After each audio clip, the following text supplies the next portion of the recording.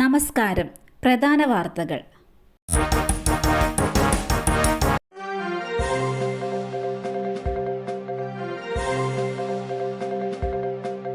N Prashant IAS-ന് തിരിച്ചടി. Suspension കാലാവധി നീട്ടി. എൻ പ്രശാന്തിന് 6 മാസത്തേക്ക് കൂടിയാണ് സസ്പെൻഷൻ നീട്ടിയത്. റിവ്യൂ കമ്മിറ്റിയുടെ ശുപാർശ സർക്കാർ അംഗീകരിച്ചതിന്റെ പശ്ചാത്തലത്തിലാണ് തീരുമാനം. കഴിഞ്ഞ നവംബറിലാണ് additional chief secretary doctor A. ജയതിലകിനെതിരെ സമൂഹ മാധ്യമങ്ങളിൽ അപകീർത്തികരമായ വിമർശനം നടത്തിയതിന്റെ പേരിൽ പ്രശാന്തിനെ സസ്പെൻഡ് ചെയ്തത്. ഇതേ തുടർന്ന് അച്ചടക്ക നടപടിക്കും ചീഫ് സെക്രട്ടറി ശുപാർശ ചെയ്തിരുന്നു. അനുമതിയില്ലാതെ ഇന്ദിരാഭവനിൽ കയറരുത്. KPCC ആസ്ഥാനത്ത് ഇന്നു മുതൽ മാധ്യമ വിലക്ക്. അനുമതിയില്ലാതെ മാധ്യമപ്രവർത്തകർ KPCC വളപ്പിൽ കയറരുതെന്നാണ് നിർദ്ദേശം. വാർത്താ സമ്മേളനങ്ങൾക്ക് മാത്രമാണ് ഇനി മാധ്യമങ്ങൾക്ക് പ്രവേശനം അനുവദിക്കുക. ചരിത്രത്തിൽ ആദ്യമായാണ് KPCC ആസ്ഥാനത്തേക്ക് പ്രവേശിക്കാൻ മാധ്യമങ്ങൾക്ക് വിലക്കേർപ്പെടുത്തിയത്. KPCC അധ്യക്ഷൻ K. സുധാകരന്റെ നേതൃമാറ്റവുമായി ബന്ധപ്പെട്ട വാർത്തകളാണ് പാർട്ടി നേതൃത്വത്തെ പ്രകോപിപ്പിച്ചത്. K. സുധാകരന് പകരം പുതിയ അധ്യക്ഷനെ പ്രഖ്യാപിച്ചേക്കുമെന്നായിരുന്നു പുറത്തുവന്ന റിപ്പോർട്ടുകൾ. നേതൃമാറ്റത്തിൽ പാർട്ടി നേതൃത്വം ഉറച്ചു നിൽക്കുകയാണെന്നും ആന്റണി എംപിക്കാണ് സാധ്യതയെന്നും റിപ്പോർട്ടുകൾ ഉണ്ടായിരുന്നു.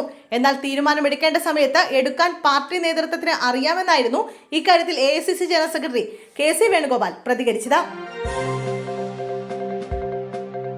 ഓപ്പറേഷൻ സിന്ദൂർ കണക്ക് പറഞ്ഞ് തിരിച്ചടിച്ച് ഇന്ത്യ, പകച്ച് പാകിസ്ഥാൻ പാക് അധീന കാശ്മീർ എന്നിവിടങ്ങളിലെ 9 ക്യാമ്പുകൾ തകർത്തു. ഓപ്പറേഷൻ സിന്ദൂറിന്റെ ഭാഗമായാണ് മിസൈൽ ആക്രമണം. കോട്ലി, ബഹാവൽപൂർ, മുസാഫറാബാദ് എന്നിവിടങ്ങളിൽ ആക്രമണം നടത്തി. നീതി നടപ്പാക്കിയെന്ന് സമൂഹ മാധ്യമത്തിലൂടെ ഇന്ത്യൻ സൈന്യം പ്രതികരിച്ചു. 5 ഇടങ്ങളിൽ ഇന്ത്യ ആക്രമണം നടത്തിയതായി പാകിസ്ഥാൻ പ്രധാനമന്ത്രി സ്ഥിരീകരിച്ചു. ആക്രമണത്തിൽ 90 പേർ കൊല്ലപ്പെട്ടതായാണ് വിവരം. അതേസമയം ഇന്ത്യക്കെതിരെ പ്രതിരോധ നീക്കങ്ങൾ പാകിസ്ഥാൻ ആരംഭിച്ചു. അമേരിക്കൻ പ്രസിഡന്റ് ഡൊണാൾഡ് ട്രംപ് ഉൾപ്പെടെയുള്ളവർ വിഷയത്തിൽ പ്രതികരണവുമായി രംഗത്തെത്തി. ജമ്മു കാശ്മീരിലെ ഗുൽബാർഗിൽ മലയാളി യുവാവ് മരിച്ച നിലയിൽ. പാലക്കാട് കാഞ്ഞിരപ്പുഴ വർമ്മംകോട് അബ്ദുൾ സമദ് ഹസീന ദമ്പതികളുടെ മകൻ മുഹമ്മദ് ഷാനിബിനെയാണ് മരിച്ച നിലയിൽ കണ്ടെത്തിയത്.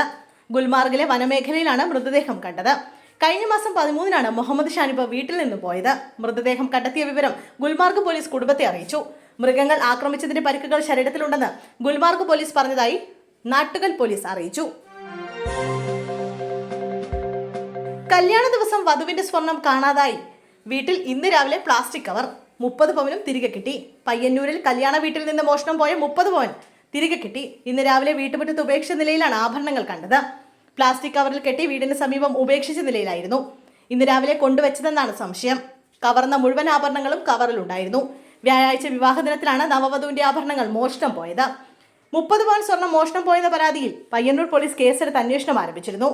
അന്വേഷണം തുടരുന്നതിനിടെയാണ് വീട്ടുമുറ്റത്ത് സ്വർണം കണ്ടെത്തിയത്. വൈകിട്ട് ഭർത്താവിന്റെ വീട്ടിലെ അലമാരയിൽ അഴിച്ചുവെച്ച സ്വർണം മോഷണം പോയെന്നായിരുന്നു പരാതി.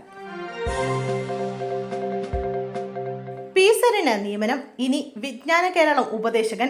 മാസശമ്പളം 80,000 രൂപ.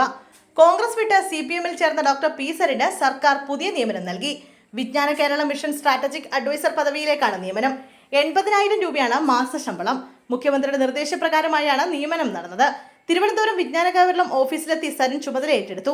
ഇത് നിർണായകമായ ഒരു പദവിയാണ്. പ്രത്യേകിച്ച് പാലക്കാട് ഉപതെരഞ്ഞെടുപ്പിൽ പ്രതിസന്ധിയിലായ സരിനെ CPM ചേർത്ത് നിർത്തുകയാണ്. ഡോക്ടർ പി സരിന്റെ കഴിവ് പ്രയോജനപ്പെടുത്താനാണ് എന്നാണ് CPM തീരുമാനം. CPM വിട്ട് CPI-ൽ ചേർന്നു. CPM മുൻ ബ്രാഞ്ച് സെക്രട്ടറിക്ക് വെട്ടേറ്റു. CPM വിട്ട മുൻ ബ്രാഞ്ച് സെക്രട്ടറിക്ക് വെട്ടേറ്റു. പത്തനംതിട്ട നഗരസഭാ ചെയർമാനും കൗൺസിലറും അടക്കം 7 പേരെ പ്രതികളാക്കി പോലീസ് കേസ് രജിസ്റ്റർ ചെയ്തു. അടുത്തിടെ CPI-ൽ ചേർന്ന കൊടുന്തറ സ്വദേശി റോബിൻ വിളവാനിലാണ് വെട്ടേറ്റത്. വീടിനടുത്ത കടയുടെ സമീപത്ത് നിൽക്കുകയായിരുന്ന റോബിനെ മങ്കിക്യാപ്പ് ധരിച്ച ഹീറോ ഹോണ്ട പാഷൻ ബൈക്കിൽ വന്ന 3-അംഗ സംഘമാണ് ആക്രമിച്ചത്. തൊട്ടടുത്ത് ബൈക്ക് വന്ന് നിന്നപ്പോൾ പന്തികേട് തോന്നിയ റോബിൻ ഓടി രക്ഷപ്പെടാൻ ശ്രമിച്ചു. പിന്തുടർന്ന് ചെന്ന സംഘം തലക്കടിച്ച് വീഴ്ത്തിയ ശേഷം വെട്ടുകയായിരുന്നു. ഒഴിഞ്ഞു മാറിയപ്പോൾ ആ വെട്ട് താടിക്കാണ് കൊണ്ടത്. റോബിന്റെ മൊഴിപ്രകാരം നഗരസഭാ chairman Zakir Hussain, councillor R. Sabu, CPM പ്രാദേശിക നേതാക്കളായ നവീൻ വിജയൻ, അജിൻ, കണ്ടാലറിയാവുന്ന 3 പേർ എന്നിവരെ പ്രതികളാക്കി പോലീസ് FIR രജിസ്റ്റർ ചെയ്തു. നരഹത്യാശ്രമം അടക്കമുള്ള വകുപ്പുകൾ ചുമത്തിയിട്ടുണ്ട്. റോബിൻ ജനറൽ ആശുപത്രിയിൽ ചികിത്സയിലാണ്. ഓപ്പറേഷൻ സിന്ദൂർ പ്രത്യേക മുന്നറിയിപ്പുമായി തിരുവനന്തപുരം വിമാനത്താവള അധികൃതർ. പാകിസ്ഥാനിൽ ഇന്ത്യൻ സേനാ വിഭാഗങ്ങൾ നടത്തിയ സംയുക്ത സൈനിക നടപടിയായ ഓപ്പറേഷൻ സിന്ദൂറിന്റെ പശ്ചാത്തലത്തിൽ യാത്രക്കാർക്ക് പ്രത്യേക മുന്നറിയിപ്പുമായി തിരുവനന്തപുരം അന്താരാഷ്ട്ര വിമാനത്താവളം അധികൃതർ. രാജ്യത്തെ ചില വിമാനത്താവളങ്ങൾ അടച്ചിടുകയും വ്യോമപാതയിൽ നിയന്ത്രണം ഏർപ്പെടുത്തുകയും ചെയ്യുന്ന സാഹചര്യത്തിൽ വിമാന സർവീസുകളെ ഇത് ബാധിക്കുമെന്ന് സോഷ്യൽ മീഡിയയിൽ നൽകിയ അറിയിപ്പിൽ പറയുന്നു. അതുകൊണ്ട് തന്നെ വിമാനത്താവളത്തിലേക്ക് യാത്ര ചെയ്യുന്നതിന് മുമ്പ് യാത്ര ചെയ്യാൻ ഉദ്ദേശിക്കുന്ന വിമാന കമ്പനിയുമായി ബന്ധപ്പെട്ട സർവീസുകളുടെ നില എന്താണെന്ന് യാത്രക്കാർ പരിശോധിക്കണമെന്നും അധികൃതർ പറഞ്ഞു. യുദ്ധത്തെ നേരിടാൻ പൊതുജനങ്ങളെ സജ്ജമാക്കി മോക്ക് ഡ്രിൽ സംസ്ഥാനത്ത് പൂർത്തിയായി. രാജ്യത്ത് ഏതു തരത്തിലുള്ള ആക്രമണങ്ങളെയും നേരിടാൻ രാജ്യവ്യാപകമായി ജനങ്ങളെ തയ്യാറെടുപ്പിക്കുന്ന മോക്ക് ഡ്രിൽ സംസ്ഥാനത്ത് പൂർത്തിയായി. ഇന്ന് വൈകിട്ട് 4 മണിക്ക് ആരംഭിച്ച മോക്ക് ഡ്രിൽ 4:30 അവസാനിച്ചു. കേരളത്തിൽ കൊച്ചിയിലും തിരുവനന്തപുരത്തും കോഴിക്കോടും മോക്ക് ഡ്രിൽ നടന്നു. കൊച്ചിയിലെ collectorate, marine drive, Kochi shipyard, തമ്മനത്തെ BCG ടവർ എന്നിവിടങ്ങളിലാണ് മോക്ക് ഡ്രിൽ നടന്നത്. തിരുവനന്തപുരത്ത് വികാസ് ഭവനിലാണ് മോക്ക് ഡ്രിൽ നടന്നത്. അതേസമയം കോഴിക്കോട് മോക്ക് ഡ്രില്ലുമായി ബന്ധപ്പെട്ടുണ്ടായ സൈറനിൽ ആശയക്കുഴപ്പമുണ്ടായിരുന്നു. ജാഗ്രത, വീണ്ടും ഓറഞ്ച് അലർട്ട് പ്രഖ്യാപിച്ചു. സംസ്ഥാനത്തെ 4 ജില്ലകളിൽ വരും മണിക്കൂറിൽ ഓറഞ്ച് അലർട്ട് പ്രഖ്യാപിച്ചു.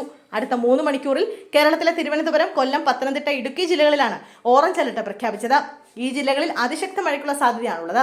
ജില്ലകളിൽ ഒറ്റപ്പെട്ട ഇടങ്ങളിൽ ഇടിമിന്നലോട് കൂടിയ മഴയ്ക്കും മണിക്കൂറിൽ 40 കിലോമീറ്റർ വരെ വേഗതയിൽ ശക്തമായ കാറ്റിനും സാധ്യതയുണ്ടെന്ന് കേന്ദ്ര കാലാവസ്ഥാ വകുപ്പ് അറിയിച്ചു.